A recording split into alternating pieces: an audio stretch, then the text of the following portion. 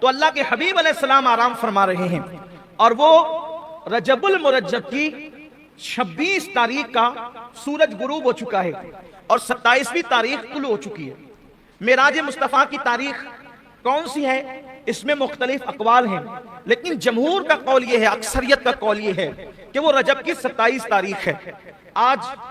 مجھے what's app پر ایک مفتی صاحب کا فتویٰ بھی پڑھنے کو ملا، حالانکہ میں زیادہ اہمیت نہیں دیتا ایسے لوگوں کو، لیکن چونکہ صرف 2 جملوں میں کہ لوگوں کو اس کی غلط فہمی کا ازالہ ہو جائے، یہ اس میں لکھا تھا کہ کسی حدیث سے ثابت نہیں ہے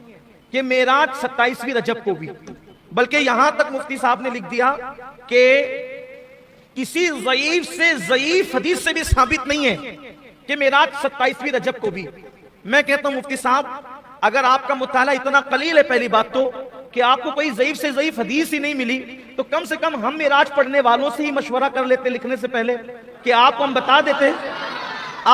دیتے ہم کہ اکثر لوگوں نے لکھا، چلیں ہماری طرف نہیں آتے، آپ اپنے گھر کی کتابیں پڑھ لیتے تو آپ کو کم سے کم جو ہے وہ یہ معلومات ہو جانی چاہیے تھی۔ اب میری طبیعت یہ سب باتیں کرنے کا جی نہیں چاہتا، کیونکہ برسوں پہلے 50 مرتبہ جواب دیا جا چکا ہے، پھر بھی بات بار بار وہی ریپیٹ کر کے لاتے ہیں، تکلیف ہوتی ہے۔ امت کہاں جا رہی ہے، قوم کے حالات کیا ہیں، بس انہیں انتشار ہی کی پڑی ہے، ثابت نہیں۔ اچھا میں ایک بات کہتا ہوں، صرف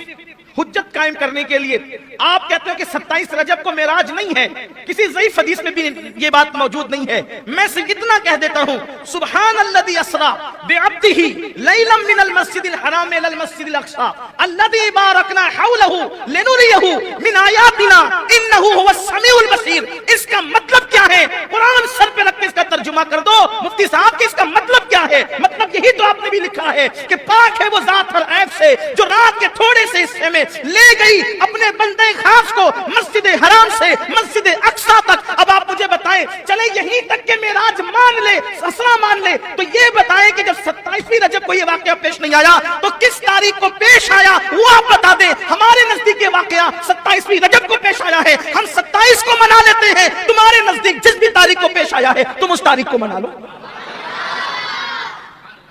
چلے بھئی، واقعہ کربلا کے لیے تو قرآن کی کوئی آیت نہیں ہے نا کہ کس دن کب کیا ہوا، کربلا کے لیے تو ہمیں محنت کرنی ہے، لیکن یہ تو قرآن میں موجود ہے۔ اتنا بھی تو قوم میں فساد برپا مت کرو۔